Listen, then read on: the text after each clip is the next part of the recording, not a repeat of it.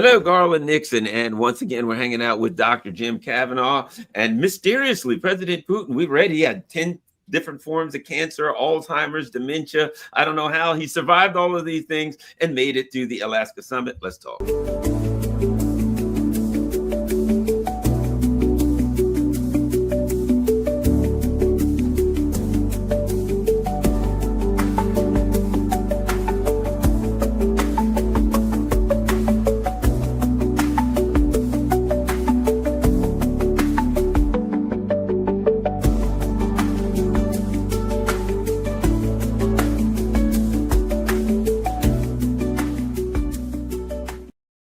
Hello, Garland Nixon. And for those who may be watching on Rockfin, just so you'll know, you're going to see Ray McGovern, Understanding the Russian Requirements for Peace. Let's just say I got my segments mixed up. So it's on the wrong segment. I'll get that relabeled later on, okay? Mm-hmm. They'll be talking with Ray later on this afternoon. But for right now, this is Dr. Jim Kavanaugh. And so let's get right to it, Jim. Here are my thoughts on that, actually. You know, aside all the people, look, I think we're better off if we're further away from nuclear war than being close. That's a fact. My thoughts is this. In reality, the U.S. empire is facing a catastrophic defeat. And we've been talking about that. And we've been talking about how the danger that, hey, man, at some point, there's the military and political collapse is inevitable, and the neocons and people will be saying, okay, we have to go in and fight for Ukraine, and it's just going to be, and there'll be pressure on Donald Trump, and it's that's going to be a very dangerous time, and we're getting close to it. Here's my thoughts. The U.S. war machine is trying to avoid that defeat, and they're saying, look, maybe we need to just get the hell out now and walk away and just tell the Europeans, if you want it, it's yours. But guess what? You're going to have to eat this defeat. That the U.S. is saying, we're looking, it's inevitable. Things are falling apart. How can let's walk away and leave those bastards with the defeat. Let's find a way to just ease on out of here and not eat this one. Now, whether they can do it or not, but that's my inclination to think. Throw it at you. What are your thoughts on this, Jim Kavanaugh? Well, you know, Donald Trump may think that. I mean, except it is a defeat for the United States. And this is an American project. And NATO is an American project. This is a project for American hegemony in the world, and certainly over the European continent. And the defeat that's coming here is an undeniable, complete defeat of the NATO project and of the Euro-American project and the project of Euro-American hegemony over Europe. It's going to destroy, it is already destroying and hollowing out the Euro-American hegemony in the European countries. I mean, so there's no, I don't know what, again, we can only think that. And I think Trump may think that if he kind of thinks that this is not an American project and this has nothing to do with him and this has nothing to do with the United States. And I hope he does think that, and people, look, this summit, good that they had it, as many people have said, we went through the Cold War for decades with fighting and proxy wars between the United States and the Soviet Union. And they still talk to each other all the time. This idea that they shouldn't talk to Vladimir Putin, he's some kind of devil, is just ridiculous, and this is not statesmanship or diplomacy. So they talk, they should be getting, and they're instituting the discussions that may hopefully will lead to better relations in other spheres, in economic and political and diplomatic spheres, and dropping all this, since Obama, I think, or maybe it was Trump, the Skripals, they eliminated all diplomatic contacts. They seized diplomatic properties, et cetera, et cetera, et cetera. This is silly. This is nonsense. So we have to have a normal kind of, at least approaching a normal diplomatic political relationship with a country like Russia. And the United States thought for decades they could just crush them and do away with it. And they still think, I mean, you read and you listen to it, they got MSNBC yesterday, they're just pissed off. How dare he meet with this dictator? He's giving him an equal status just by standing next to him. and you read the accounts and they think, oh yeah, Russia's doing pretty well now, but they're still taking 2-to-1 casualties, twice as many casualties as the Ukrainians. This is lunacy. This is delusional. And Russia's economy is on the brink of. So there's all kinds of nonsense here that they want to think that Trump is kind of giving up from a position of strength. Russia's dying to get to stop this because they're losing all these people and their economy's on the brink. This is nonsense. The United States, Trump asked for this because they know they're losing. The Europeans now at least know they're losing the war, but they still really don't want to get it. So I don't know. This is the problem. It looks now like it looked after the Zelensky meeting in the White House. Oh, like Trump is cutting them off and he's going to get out of this. And he's going to say, this is Joe Biden. It was Joe Biden's war. It's nothing to do with me. But I don't think he can do that. And again, like what happened after the Zelensky meeting, a month later, 2 weeks later, he's saying exactly the opposite. So in what's going on in Trump, people are overestimating, to use Bush's terminology, the consistency of what's going on in Trump's mind at any given moment. I don't know what he's going to do in 2 weeks from now, and people thought going in, oh, maybe there'd be a deal with it. Russians weren't giving any deals. They gave up nothing. This clearly was a statement by Putin and a victory of Putin. It says they gave up nothing. And Donald Trump's coming out of it. And now people are saying what they think Russia's going to do. Oh, now Russia wants to give us Donbass and we'll have we'll stop the war. But it's not necessarily true. They talking about Kherson and Zaporozhye. They have said very clearly they want that too. And they have said very clearly, and they're still saying, Putin said it in the so-called press conference, we want a new security architecture in Europe and the whole of Europe that recognizes our national security interests. Nobody's talking about that yet, and that's what, the most negative, I guess, line of this is, I ascribe it to Brian Berletic, and he's been very good about it. The Americans want the Europeans to take over, but they will support them in the background. And they don't really want to change the security architecture of Europe. They want to stop this war, stop their participation in it, not necessarily the war. They want to stop their obvious direct participation in it, but they want to keep the pressure on Russia, and they don't want to reorganize the whole of the European security architecture to take account of Russia's national interest. And the European countries don't want to do that. So it's a mess that, what's going on in Donald Trump's mind is an important part of it, but it's not necessarily the defining part of it. And we don't know. And that changes every week anyway. So it's very, very difficult. As I said many times to you, and I said in my article about negotiation kabuki 2 years ago, the problem that the most difficult thing and the most kind of impossible thing that the Russians posed about this from the beginning, about what their goals were, was to denazify Ukraine. That is to eliminate the entire Banderite ideology of Ukraine, which is a Nazi ideology, not neo-Nazi, not neo-fascist. It's plain old Hitlerite Nazi ideology. And it is that which is at the basis of this. And they want war with Russia.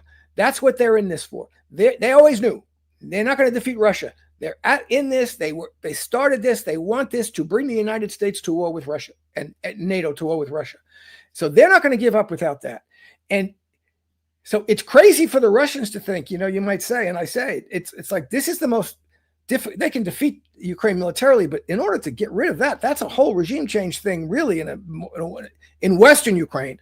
That's very difficult to do. But on the other hand, if the Americans or the Europeans think that they're going to have some settlement here, which involves allowing the Russians to keep Crimea or the Donbass regions, they're going to have to denazify Ukraine because the Nazis won't allow that. The resolution that the Americans and Europeans think they might get out of this is fantasy, in the sense that they're going to have to go in there and defeat the Nazis to do that, to get away with that anyway. Anything less than the total defeat of Russia is not going to be accepted by the Ukrainian Nazis, and they will get rid of Zelensky, and So this is the problem. And, one of the things I foresee possibly coming out of this is if Trump stays on this track and talks to Zelensky, and really he's ordering Zelensky around. Zelensky, what can Zelensky do?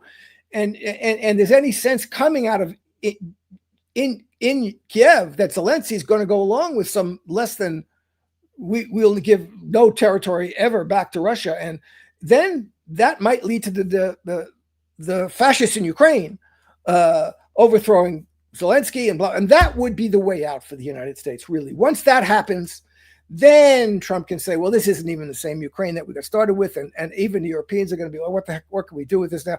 So there's a whole lot of things that can go on, that might go on, but everybody should be aware that that Russia has not said it's going to do anything.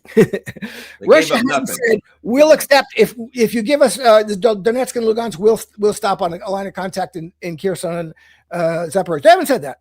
These are, again, American and Europeans talking to themselves about what they think Russia should accept. So Russia has its position out there, and it's very clear, and it involves a lot of things that nobody, the Americans or the Europeans or the Trump administration, are talking about seriously, which involve rearranging the whole security architecture of Europe and the Eurasian continent in a way that's different and that takes Russia into account as essentially precisely an equal partner in this, at least an equal partner. They're part of this, and they're not just something to be managed by the Americans and Europeans. So that's what's all of this stuff has not resolved and has not, I don't think, really moved more than an inch towards resolving, besides, notionally, maybe we'll go further and talk about this, but there's been nothing decided about that. Yeah, and one of the reasons that I put that, partially in jest, the title, Putin survives Parkinson's and cancer to attend summit. But one of the reasons I put that was it's representative of something. It's representative of, okay, we hate Putin, we don't like him, so therefore let's write articles that, if they were true, we'd be happy about. If it was true, I literally saw an article, I think Andrei Martyanov had it up, and it said Putin is in pain from stomach cancer and falls down the stairs and soiled himself, right? I mean, just absurd stuff. This was at the beginning of the war. But you remember it. He had Parkinson's, dementia, stomach cancer, brain cancer, every disease known to man, right? And when you read it, you're like, why are they writing that? I've watched the guy walking every other day. I'm looking at a video, wandering around. He's doing karate. He's beating people. He's riding a horse with no shirt. Come on, that guy looks like I wish I was in as good a shape as he is, right? Yeah. But they hate him so bad that they just say it. He's got cancer. Why? Because I hate him. That's why he's got cancer, because I hate him, right? And it is a pattern. So now it's, what's going on with the Russians? They're losing 2 million people. Why? Because I hate Russians. They have to be losing 2 million people. Well, what else? Well, they're missiles. They're out of missiles. They use washing machine chips for their and shovels. Why? Yeah. Because we hate him. It's almost like Russiagate when the Democrats, Trump's a Putin bot, and you're like, but none of that stuff makes sense. But I hate Trump. Yeah. So it has to make sense. And what we see is this delusional way of thinking that certainly allows the powers that be to delude these people. But as you said, the higher you go up, the harder you have to fall. The more you believe that the Ukrainians are winning, the Russians are losing, Putin is dying of cancer and all that, when reality hits you. And one day it's like, well, it's like the Battle of Sepultava or whatever. Again, the Ukrainians have 20,000 men surrounded. The war's in. They're running for their lives. Kiev's, being under siege. Then it's like, what happened? What? Yeah. Well, wait a minute. And see, I think that's the thing that the Europeans, more so than the Americans, the Europeans have. And that is, man, we've lied to our people and they've really suffered. The Europeans more so, they've taken a beating here, right? And we told them that as soon as this was over, Putin was going to come across the border and get them. What happens when it's over and Putin ain't coming across the border to get him? And the European people say, well, you told us that as soon as he won, he was heading for the English Channel. You told us, and we've been deindustrialized. We've lost all of our social programs, all these terrible, we've lost all of our what little rights we thought we had, all of that. And you told us we had to do that because the Russians are going to get us, and the Russians have won, and they're like kind of staying there. They're not doing what you, where's this? The Europeans have risked everything. It's like they can't let go. The European ruling elite, I'm saying. Yeah, well, they have. They put their credibility entirely on the line with this, and they keep doing it. Yeah, as you say, it's like Putin is the micro instantiation. Putin is dying of cancer, but he's also a brutal dictator who's killing everybody. Russia is on its last legs. It's losing all its men. It's got, it's inflation. The economy is going under. It can't sell any gas, but it's about to take over the rest of Europe. It can barely survive the conflict in Ukraine, but it's about to march to the channel, as you say. It's just silly stuff, but they have to have a reason. And they can't talk about the real reasons. They can't talk about what happened from 2014 on, and the Minsk 1-2 and the Istanbul agreements that they reneged on. And so, they're the untrustworthy ones, and they're the ones who wanted this conflict. They wanted to provoke a conflict with Russia, and what the nature of the Kiev regime is. So, yeah, I mean, and they're the ones who've been hurt by it, the Europeans most of all. So they've been pushing their populations to continue supporting this, and they have to have reasons for it. And it's got to be, he's just an evil, crazy man, and we were about to get attacked ourselves, and all this other nonsense. They can't say anything else. There's nothing else that makes any sense. The truth of it doesn't make any sense. That it doesn't give a reason for them to do this. So they continue on that path, and they've got themselves involved embedded in it and enmeshed in it in a way that's hard for them, even they're psychologically themselves, to get out of it. I mean, what are you going to say? As you say, the moment is coming. It's coming. The Ukrainian forces, this is in a Polish newspaper yesterday, the level at which the Ukrainian forces in the Pokrovsk region are just disintegrating. They're not capable of mounting a coordinated defense. The Russian counter battery efforts, once the Ukrainian artillery fires a shell, the Russians are on it in seconds, either with counter battery and missiles or with swarms of drones. They're on their supply lines in seconds with swarm. Now the Russians are outdoing the Ukrainians with drones, and the Ukrainians don't have a well-coordinated defense. They can't. The Russians have gotten behind their defensive lines. So, and the Ukrainians brought in brigades that were fighting elsewhere. Now those places, in Sversk and Kramatorsk, they're going to be weakened. Those positions are going to be weakened. And they brought in brigades that have said, we were preparing for the defense of Kiev. So, this is a dangerous, we are, I believe, approaching a turning point and I think even the Europeans, certainly the British, are starting to realize, there are articles in the British press about this is over. British military people, Russians aren't going to win. They've already won. And this is, we're not going to reverse this. So, but what can they do about it? And the only thing they can do is bring NATO in, which means bring the Americans in, and which means, and really, even on that circumstance, the only thing militarily, the only weapons they have that they think that might have the possibility are nuclear weapons. It's extremely dangerous. And I don't know what the president of the United States, whoever he is, whatever little thoughts he has in his mind, is going to do when that happens, when it's clear the Russians have a free path to Kiev and the Kiev government goes away. When you have a Saigon moment or an Afghan moment, Donald Trump is going to have to decide what he's going to do in that circumstance, because he's going to be blamed, and by the Republicans and by the whole apparatus of neocon America. He's going to be blamed for losing Ukraine, and it's going to be a nasty scene. So he's either going to, again, get out of it beforehand and pre-blame someone else, Joe Biden, but it's kind of beyond that at this point. He's got a boy Zelensky, so if something happens in Ukraine and Kiev that really upends the government, and you see really unhideable fascist forces come into power, that may be an excuse. But still, the United States is losing. NATO is losing, and the United States is losing, and it's not going to be. Fox News can't portray this as some kind of victory, and can't deny that this is a loss. Okay, we're giving this up deliberately so that we go fight China. You haven't made yourselves more capable of fighting China by losing here, and I don't know what's going to happen. So I just urge everybody not to be complacent about the idea that, oh, Trump's about to leave and drop this. I mean, Trump may think he wants to do this, but he thinks. But again, if he can, yeah, I don't know. I don't know if first of all, I don't know whether what he thinks today is what he's going to think tomorrow, and B, I don't know whether he can.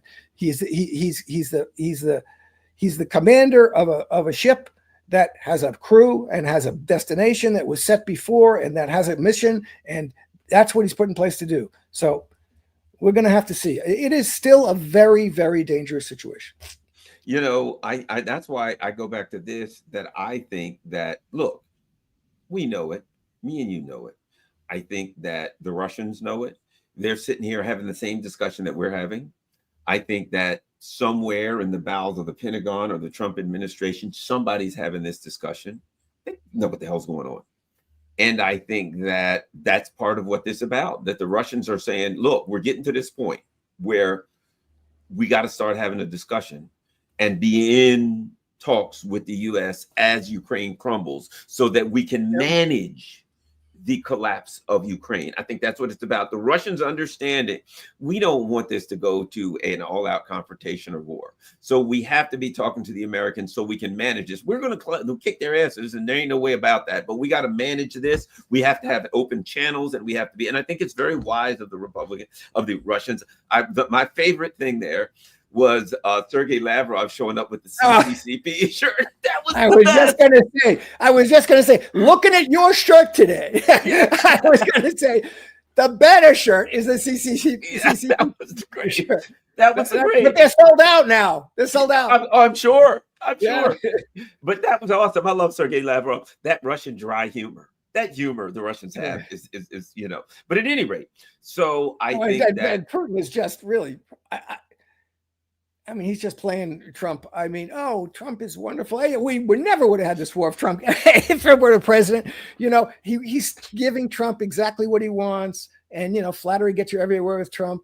And so Trump is now liking what he hears from him. And of course, as we said before, we're talking on the phone, Trump loves to be one of the tough guys. And yes, he thinks, on the one hand, this is his narcissism. I am the toughest guy in the world. I mean, but he knows he's not.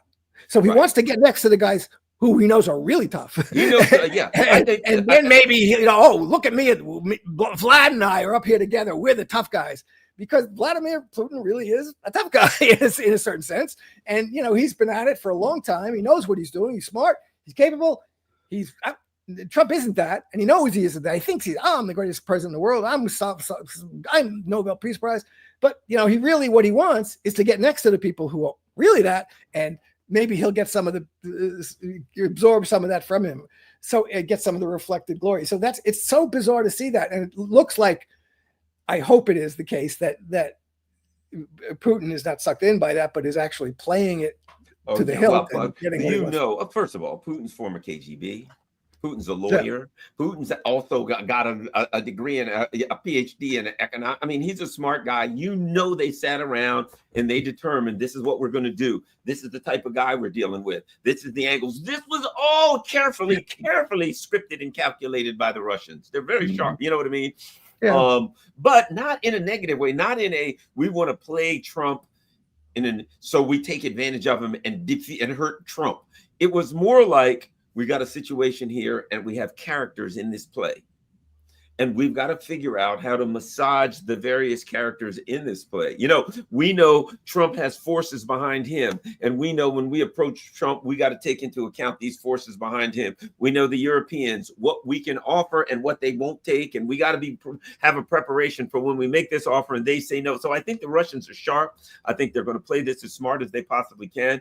They understand what's going here. Here's the reality, as you said. Recently, the Europeans finally said there's no coalition of the willing. We couldn't even get together 25,000 troops. Yep. You know, they recently came together and said, yeah, we tried to get 25,000 troops. We couldn't. So they know that kinetically they don't have it. And what's interesting is the Israelis are like, okay, we got to get the Americans here so we can attack Lebanon and Iran, and we got to get the Americans over here so we can attack everybody.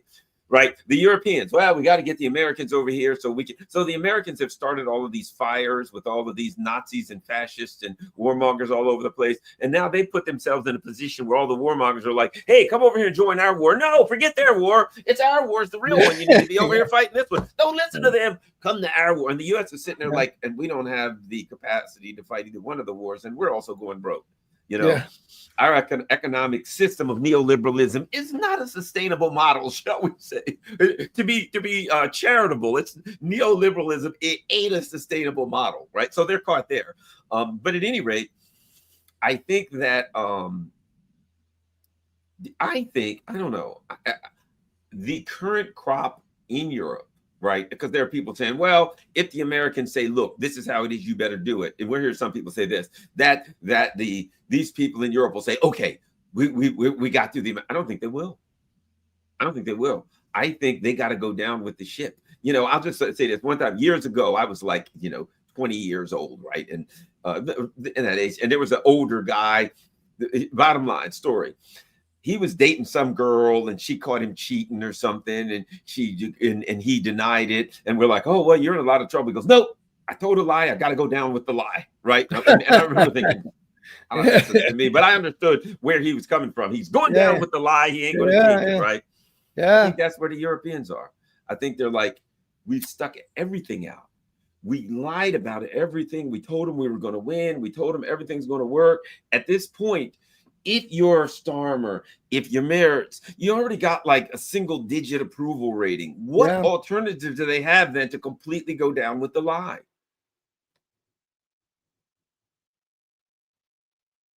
Jim? Oh, I think Jim might have frozen. Darn it.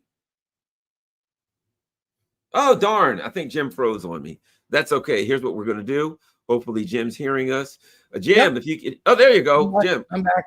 Okay, you froze for a second. Hey, sometimes, to be quite frank, sometimes StreamYard will do that. And if you freeze, if I can't get you back, just sign out and sign back in, and that usually helps it. Okay, go ahead. Well, I was talking about the Europeans going down with the lie. I just saw that the AfD in Germany is now the most popular party. It's surpassed the CDU. So, and the political and economic pressures in Europe are off the charts. Look, Macron had to prevent the winning parties from taking power in France last year. It's incredible. So you've got popular pressure that's going to explode in some way or another, and these leaders are going down. They're going down, and the European economies are going down. But the leadership, the elite, and their credibility is gone, and it will be completely gone when Ukraine collapses. And what will they do? And that's why they are going to put an enormous pressure on the Americans, and there are an enormous faction of American politicians and elite who are with them on this still. We can't let this go down like this. It is an existential defeat for the Euro-American alliance and the Euro-American hegemony in the world. And I don't see how they can save it for all the reasons we know, the economic reasons, the military. Look, NATO has disarmed itself by sending all its arms to Ukraine. They don't have any more missiles. They don't have any more tanks. The Americans have to come in. And even then, they don't have it. Russia is now producing missiles and tanks and drones.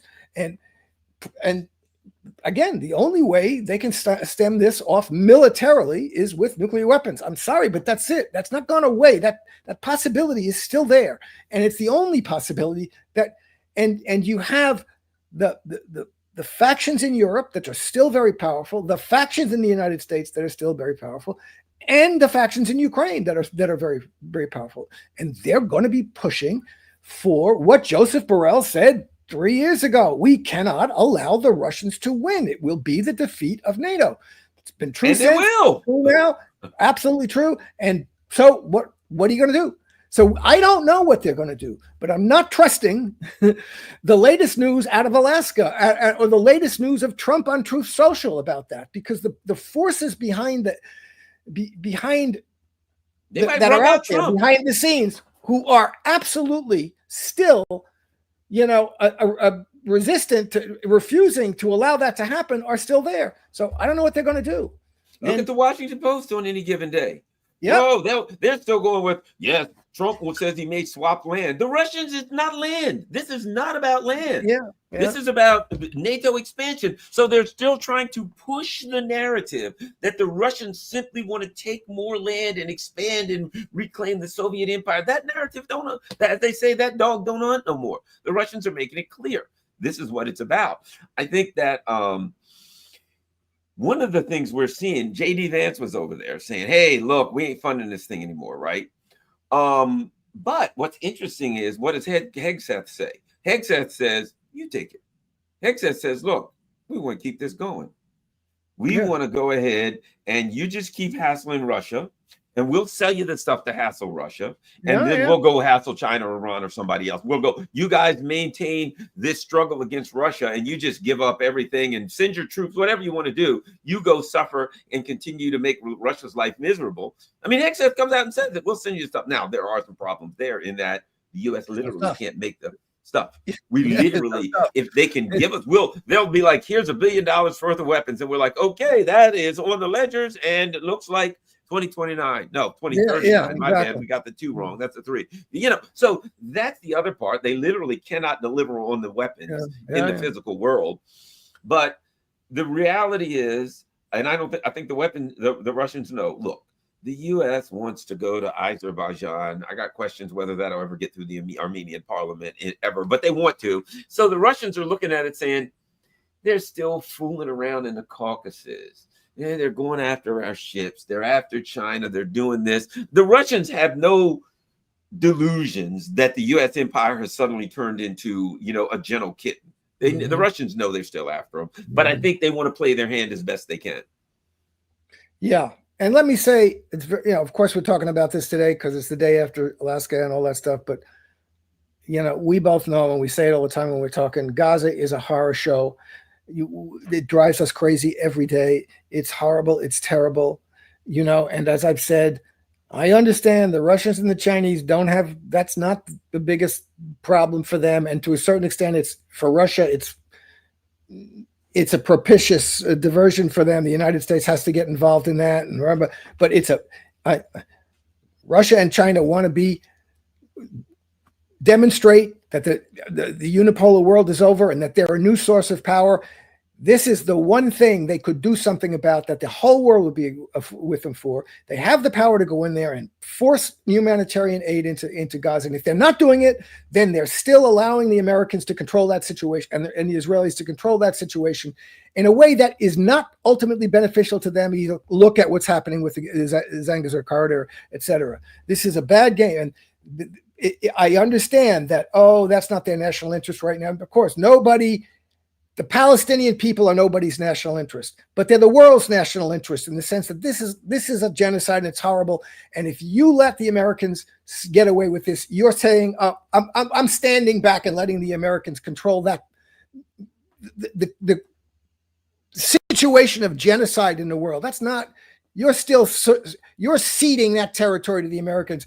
You're not challenging them in one of the most important things, the most important, not about which, a thing about which is nothing more important in the world and nothing more indicative of who controls and who runs the world. So I'll say that.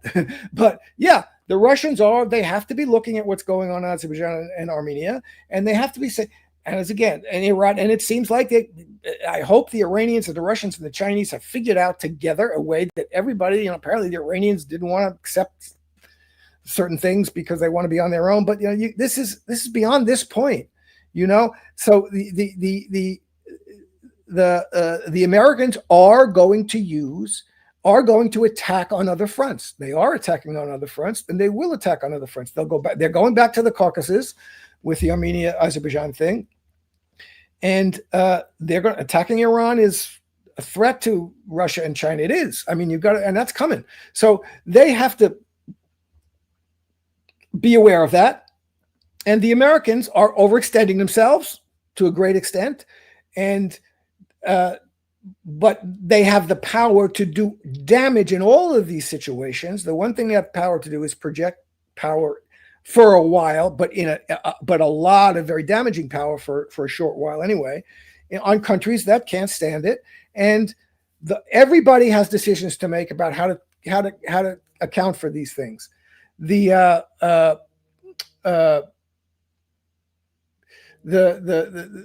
problem for the Russians, for the Americans and the Europeans, is certainly for the Europeans, they're losing power. They don't have the power to deal with any of this stuff, right? And they have to try and get the Americans in. But there are too many fronts now for the Americans really to be effective on, except in a negative and damaging way. And the Russians are concentrated on one front that is existentially important to them, and they are going to finish that. That's perfectly understandable. So we're still in this extremely dangerous, uncertain period where how the transition from American unipolar hegemony is going to play out, we don't know the answer to it. And yeah, Russia wants to get together and be talking to the United States, so they, as you say, can manage that process in some way. Yeah.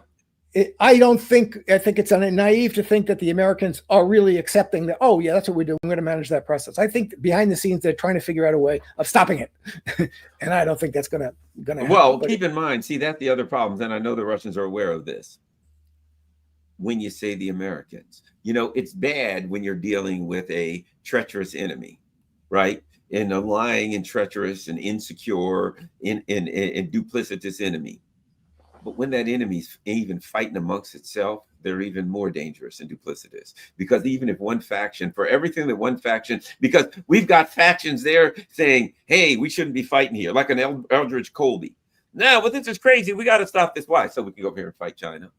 Then we got the Zionists. This is madness. Why? We should have all of our troops in over here to finish killing genocide in the Palestinians and attacking everybody in the Middle East. So not only do you have a empire that is irrational, that is trying to hold on to a hegemony that it's already lost, trying to stop a multipolar world that is already here. You've got all of that, but in that, you have warring factions. And I mean factions that are really at odds with each other. Yeah. You got factions saying, no, we shouldn't be at war here, here, here. And now you've got the Lindsey Graham and these people saying, no, Trump, you have to stick it out and go as far as possible. Put troops on the ground. We have to do sanctions that'll wipe out our own economy. And just we have to Nord Stream America. Yeah, really, economically, what we did to Germany, we need to do to ourselves. We need to take an action in an attempt to hurt the Russians. It won't really hurt the Russians, but will screw us forever. So you have that irrational. You got others like, well, let's find a different way to go after the Russians. This isn't working. So if you are trying to deal with these people, you ain't dealing with a person, and even the guy you're dealing with. Yeah, you don't know if he wants, even if he wants to do something. For all you know, if he finally gets to the point that he'll do it, they might kill him. What happened to Trump? Well, he died in his sleep last night of a heart attack. Yeah. No, we've talked about that. I think Trump he could have a heart attack. Yeah. I mean, he's inconsistent. As you say, from the Russian point of view, they have to realize, it's not the same as talking with someone. You know what their line is, what their political line is, what their political purpose is, what their political ideology and program is. All you know about Trump is he likes getting pat on the back. He likes the flattery. He's a narcissist. You don't really know. He doesn't really have a strong political ideology and program. Okay, and there are different factions behind him who do, but they're different, and none of them like you, but they have other things going on. So it's a very difficult thing to deal with. And from our point of view, from the point of view of American, have to realize this. You have, as I've said, Trump is incompetent in a way that, and not in a different way than Biden was. But Biden, we know that Biden's decisions were being made by someone else, and he wasn't making the decisions. Trump can make decisions. He's not as incompetent as Trump as Biden in that way. He can stand up and make a decision if he wants. You just know what it's going to be, and how long before he's going to reverse? We don't know where he's going to go among the different factions and pressure points that are on him, and it's extremely difficult. That's why I say I find it very dangerous. I just really want to caution everybody: don't think what Trump said on Truth Social yesterday, or what he said in his meeting with Putin is the end of it. It's not. We don't know where it's going from here. I think you're right. That's the key, and that is, and I think, as I said, the Russians are smart, and I think everything that we're talking about, these are the conversations that they're having inside of the Kremlin, which means they have backup plan after back. Well, think about it. If you are planning for this, you got to have backup plan after backup plan. You have to say, we're going to do this. This is the plan. But if the Americans do this, this, or this, this is the plan. And you notice one thing, and I think this is my argument that the Russians are there, their level of consistency. The Russians have said, this is what we want, and this is how we want it, right? And they've held to it.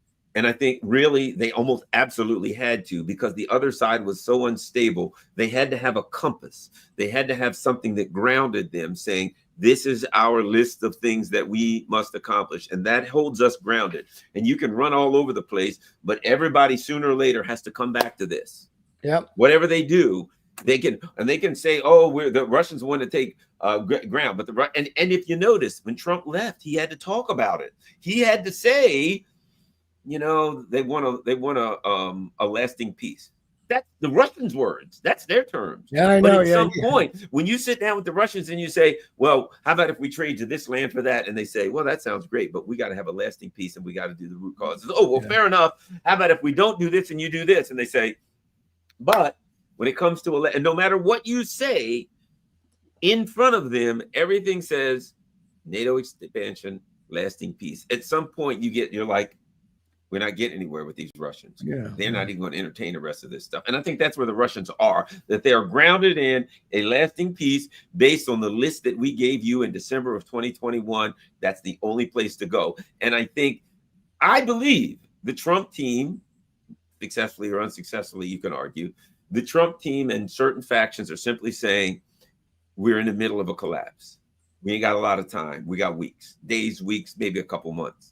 And we manage this collapse so we come out at least as clean as possible, or we don't know how the hell it comes. And we just get I think they're looking at Bagram Air Force on steroids. They're looking at Saigon on steroids. They're going to be nothing compared to this gigantic, the biggest proxy, the whole country on Russia's border.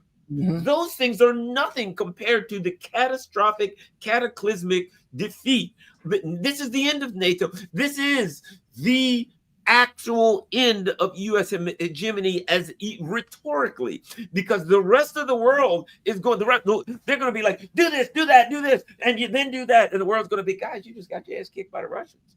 Don't make me call Putin. Don't make me call Putin on you. You're going to get smart. We'll call Putin to kick your ass again. At that point, you're done.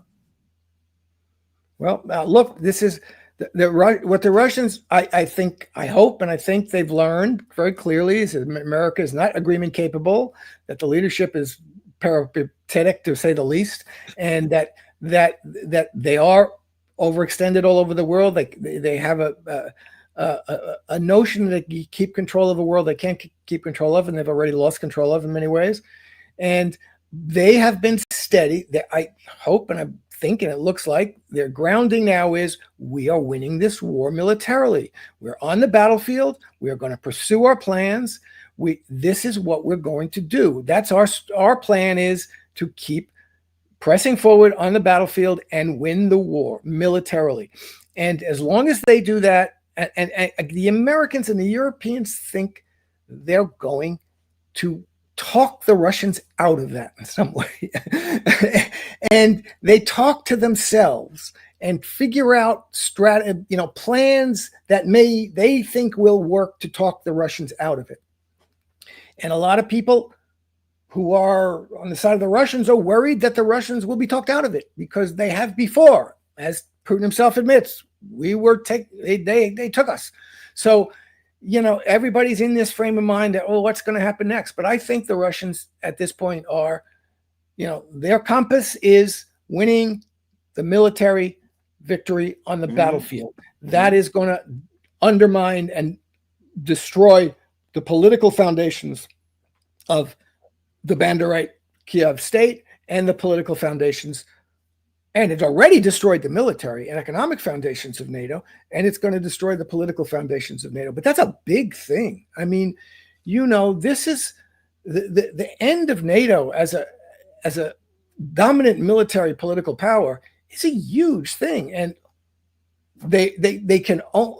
It will happen as a result of NATO's stupidity in engaging in a military conflict with Russia in Ukraine. But they did that. They put themselves all in on it. And they're going to lose all because of that. They're all in lost because of that. And again, I see it happening. I think the Russians, if they're understood things correctly, and I think they have, see this happening, their compass and their grounding is we're just going to grind on militarily until we destroy the Ukrainian army and then the Ukrainian state as the current Ukrainian state.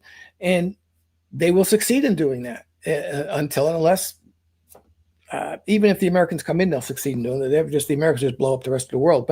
But I don't know who's going to really let that happen. I think the Americans and Europeans at all levels think they're going to figure out some way of finessing their way out of this and stopping the Russians from getting to that point where NATO is destroyed.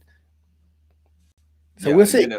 Yeah, I'll put it like this, and this is Al Sharpton, a guy who is a grifter and everything else, but he said some smart things in his life, and one of the things that he said was when the U.S. went into Iraq, and they said, "Oh, the U.S. can we get out with dignity?" And Al Sharpton said, "No." They said, "Why?" He said, "Because we lost our dignity when we went in." Right? Yeah.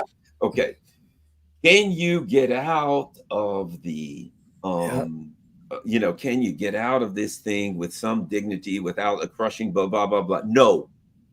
Because the day you went in, the day you said, okay, we've been beating around the bush with Russia forever. We're going to go ahead and take them out now. Yeah. Historically speaking, man, when you start taking punches at Russia, you're cruising for a bruise, the young folks would say, right? The day you went after Russia, it was all or nothing. The day you went after Russia, we're the U.S. empire, but not just the U.S. empire. The U.S., all of Europe. I think that's what makes it look so bad. All of Europe. And then they said, hey, we're going to get stuff. We find out later they emptied out Pakistan, South Korea, all these countries. They went in South America. Every country, every vassal they could, they got stuff. We needed more. Send it to Ukraine. And Russia kicked all of their asses. And the rest of the world's looking at it. And now they're like, okay, India, do what we tell you. And India's like, those days are over, buddy. We're going to go over here and talk to China. China's the real power now. You guys have been exposed, right? And the Africans are like, screw you, man. We're hanging out with the Russians. The North Koreans, they're hanging out in Burkina Faso, protecting Traore. Everybody's like, you can't have Traore. We're going to protect him, right? And now the world, and it's bad enough now. After you lose to Russia, Mexico won't even listen to you. Yeah. Nobody will listen to you. After this whole thing of going after China and Iran, when you lose to Russia, your street cred disappears. And it's it for NATO. It's over for NATO. People aren't going to want to buy your weapons. India's already like, we're not buying F-35. Then everybody's going to be like, we want to buy Russia's weapons. Why? Well, because their works, they can you with their weapons. We want theirs. Yeah. It's a dangerous situation because if you and I know this, the military-industrial complex, everything. I think, let me ask you this. The war will shift. Here's what I mean. Between NATO and Russia, right? I had a guy I know who's Ukrainian, and he told me, he says, I can't even talk to my mother or my parents or whatever. And he's like, why? Because they hate Putin so bad. They're Banderites. He said they're Nazis. And they kind of pretty much, his family back in Ukraine, in Western Ukraine, has pretty much disowned him because they're Banderites and he's not, right? And he says, I'm telling you, I will guarantee you this. When this war's over, there's going to be a civil war. He said, because you're going to have people saying to the band of rights, look what you did to us, look what you did to our country, you kidnapped our kids, we're going to kill you, and they're going to be going after them. Then you're going to have people saying, we're not going to have Putin come in here and run that. They said, I'm guarantee you there will be a civil war, because that's where I'm from, and I'm telling you, this is what happened. This was 2 years ago he told me this. Here's my point. You think the various factions are fighting now. Wait till this thing falls and they're all trying to run from blame. It wasn't our fault. It was Trump's fault. And Trump's going to say, oh, no, that was Biden's war. And it was the neocons and Jack Keane. You all said they were going to know it wasn't me. And when they start trying to duck, there will be an internal, ideally political, hopefully, ideological civil war in the United States and in Europe. I don't see how you can avoid that amongst the ruling elite, Jim. Well, it's already brewing in the United States and Europe in a whole lot of ways, but that's going to exacerbate it immensely. And in Ukraine, as I say, there's going to have to be a struggle with and against the fascists. They're going to have to be. There will be. And there is a incipient civil war already. You see people fighting the recruiters. The TCC recruiters. Yeah, killing them. Yeah, the military recruiters. They're fighting them on the street and winning and grabbing people away from them. And it was all inscribed from the beginning. The day that Russia announced it was recognizing the two Donbas republics, I wrote an article that day. I said, this is the end of NATO. Because before Russia even invaded, I said, because that means Russia's going to now defend those two republics. That means Russia is recognizing them as, and people don't even talk about this fact. And what Russia invaded Ukraine. Russia's justification for that, its United Nations international law justification, was, which the Donbas republics had been trying for 8 years to get Russia to recognize them as independent. And Putin wouldn't do it. You got to stay in Ukraine. Finally, in February 2022, Russia said, we recognize the two republics. That means now they're countries that I can come to the defense of.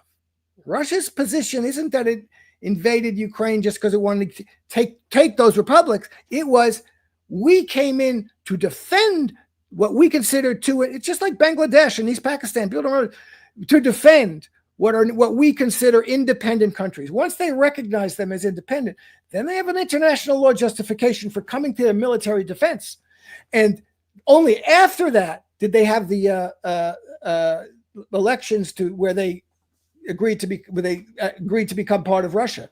But the minute that Russia, I knew what was going on. The minute that Russia recognized them, the Americans can't let that stand. And Russia, the only way Russia is going to allow it to stand is by defending them militarily in a way. I didn't really think, I didn't perceive that Russia would necessarily go as far as it went, but I said, there's going to have to now be a military fight over this, because there can't not be. And in that military fight, Russia's going to win because they can't lose in that. So that was the end of NATO, unless NATO would say, okay, we recognize those republics too, which they weren't going to do. See, so this is the problem. And as you know, I guess it's McCurry's been saying this a couple of times, the Americans get involved in these wars. And from the beginning, they say, oh, their opponent has a program. And it's usually a program of national unity and liberation. And the Americans come in and they say, we'll never allow this. We'll never allow it. And after 5 or 10 years of fighting, they agree to everything that the other side wanted. That's what happened in Vietnam. It's what happened in Afghanistan. Because really, this is not existential for the United States. It's existential for those countries. Those are their people. Whatever you think about them or like about them, they're going to fight for that. And this is the same damn thing. And Mearsheimer said it 100 times, and it's true. Ukraine isn't that. And Barack Obama said it. He had the brain to say, we can't get in that fight over there because that's existential for us. It's not existential for us. They're not going to give up. We are. Ultimately, we are. But they've been stupid enough for 9 years and for the last 3 years to say, oh, we can't lose. We can't lose. We can't lose. Guess what? You can't win. So you lost the minute you went into that. And you you put yourself in a position where you're automatically, inevitably, let's say, going to lose. And if you didn't see that, I'm sorry, you're delusional. You're deluded by your own ideology of your own omnipotence, and we're the center of the world, and we're the hyperpower. And if we want to do something, and look at what every time you did that, even when you were more powerful than you are, you were defeated by the Vietnamese. You were defeated by the Taliban. I mean, with help from their allies. Oh, guess who the allies are in Ukraine? I mean, you're going to be defeated. And you can't win that war. So it's been from the outset, it was inscribed in this that it was a failure. Now the question is, what that failure is going to visit, what the Americans and the Westerners and the Americans, really, they're the deciders, are going to what kind of destruction they're going to visit on the world in order to try and pretend this isn't a failure. Yeah, and now they're, this. Let me just say one other thing. Something I mentioned earlier, Azerbaijan. They want to go into this landlocked area of Azerbaijan with Russia on one side and Iran on the other side, right? And we're gonna the Zangezur corridor, whatever it is, right? And everybody's like, oh my gosh, look where it is. It's right between Iran and Russia, and boy, that's really dangerous for Iran and Russia, right? Because if the U.S. builds bases and puts missiles in there, and they're sitting right on Russia's border, and they're sitting right on Iran's border, and boy, they can really do some damage. Well, I guess it's 3 words: Dien Bien Phu. Yeah, You familiar with the story of Dien Bien Phu? That's what I call the Zangezur corridor, or what Zangezur, or whatever. It's Dien Bien Phu. We're so powerful, we're going to go out into the middle of enemy territory and build a fort. The high grounds all around us, and we're going to have that fort so we can harass the enemy in their own territory. And they never stop to think, well, you will be in enemy territory and they'll be surrounding you. No, the hubris, we're so powerful. And I'm like, so you think it's a good idea, 5,000 miles from the United States, to build a fort, a landlocked fort, on the locked between these 2 gigantic powerful countries, both that just finished kicking your ass into the ground. And you're going to stick a fort between the 2 of them. And you think that fort is going to be scary to them? If I'm in the military, you know what I say? Please do not station me at that fort, because if any war kicks off, I'd say my lifespan is about 10 minutes. If you know what Iran's going to do? 50 hypersonic missiles. You know what the U.S. is going to say? I mean, what the Russians are going to say if something kicks off? Get me a couple of Oreshniks and plant them to good old Dien Bien Phu / the Zangezur corridor. And if a war starts that you're going to attack Russia from this area and Iran, they will vaporize that with conventional weapons. They will vaporize that within the first few seconds of the war. So the idea that they're going to build that, and but I think the Iranians have already said, if you put that there, we're going to blast it. That means war. The Iranians have already said that. They said they're threatening military action. Yeah. Well, do they have a choice? Do they have a choice? If that goes there, then the drones, terrorism, the Mossad will constantly harass and attack them. They have no choice. If you put that in there, it's already war. But if I'm even a Mossad guy, I'd say, please do not station me at Dien Bien Phu, because I'm done if they get pissed. Before we go, your thoughts on just on this, the current state of Israel internally. Have you seen this where apparently what's his name? Netanyahu has been fighting with the military. He's saying, let's do this. The military is saying, we don't want to. He's saying, let's invade and take all of Gaza. And people are saying, but then all of the hostages, the ones that aren't dead, will surely die. And all of this kind of stuff and this doesn't come back to what we're saying. The internal fighting inside of the empire, the dysfunction inside of the empire, as Israel does the unthinkable genocide. This whole thing's coming unraveled, Jim. Anyway, I'll throw that to you before we go. Yeah. So Dien Bien Phu, but there was where's the American base on Hamburger Hill? Was it? I forget the name of the hill they were on for years. That was we gotta hold on to this and hold on, and they did for a long time, and then they lost it. Anyway, same kind of thing. And with the Israelis, look, you can't. This is having an effect on Israeli society. It's a small effect right now in the sense you see these young kids who are saying, I'm not going into this war. This is a genocide. I don't want to be killing children. You see the suicides among Israeli soldiers, okay? So that's a small thing, but those things start small, and it does undermine socially and culturally what's going on, and you can't let it go on. Plus, people have to get back into their homes. The economy has to function. You have all the young men and women in the army trying to take over Gaza. So there's a kind of, in a limited sense, rationality faction in Israel said, well, let's not be so openly genocidal and child killing and etc. And let's not keep our economy and our population at war in order to do this. This is not helping us. It's going to undermine us, and it is. Again, unfortunately, not in time. I don't think in time for the Palestinians. But the problem is, this is Zionism. This is what it wants to do. Its project is the Greater Israel Project. Its project is we cannot be stopped by those kinds of considerations. We must go forward, and this is our mission, our historical and existential and theological mission is to take over this territory and rid it of these subhuman people. And that's what we're going to do. And that faction is dominant, and it has political support. It has dominant political support.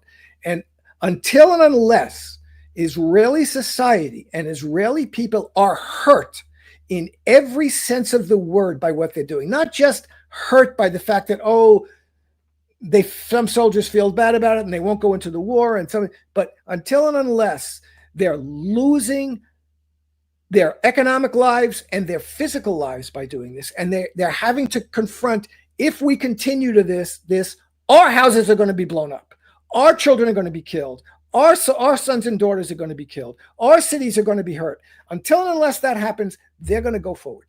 And somebody's got to realize that and decide what they're going to do. Well, everybody is realizing it and deciding what they're doing right now, and nobody's doing anything about it, because the Americans are saying, anybody who comes in and tries to do something about that, we're going to be fighting with Israel. So this is the situation. At some point, if they get into this war with Iran again, which I think they will, that may happen. But the Iranians have to look at this. They have to be, no, we're not, okay, I'm going to tell you where I'm going to hit so that you can get your soldiers out. No, they're going to, I'm surprise hitting this base in Israel that's in the middle of the city. If it's in the middle of a city, it's a military base, it's a target. And I'm not going to tell you where I'm going to hit it. I'm going to hit it and blow the shit out of it as much as possible. And you better if you want to evacuate civilians, get them all from around the military bases all over the country. Iran has to be all in on this. Everybody has to, and everybody who claims not to want American hegemony in the world and not to want genocide in the world has to be all in. If there's an American-Israeli attack on Iran, which I think there will be, has to be all in. We're in this to defeat Israel and the United States if it decides to stay with it, to defeat it and to defeat Zionism, which will never stop until it's defeated. So that's the, that and what's going on with Russia and Ukraine are, of course, the most consequent battles in the world today, and that's where we're facing, and it's an extremely dangerous situation. Jim Kavanaugh, tell everybody where they can find you online. Please find me on my Substack, which is on the screen, and a Twitter at the polemicist _ and buy me a coffee or subscribe to my Substack, although you can subscribe for free or for paid. And I look forward to getting a lot of new subscribers from talking to you, Garland. Awesome. Everybody follow me on Telegram, follow me on Rumble and Rockband, all that kind of stuff. You see everything Substack, of course. You see my P.O. box there if you want to send me something on the P.O. box. Additionally, what I got, PayPal, buy me a coffee, Patreon, all that kind of stuff. The most important thing that you can all do is share this on all your social media platforms. We're out. Take it easy.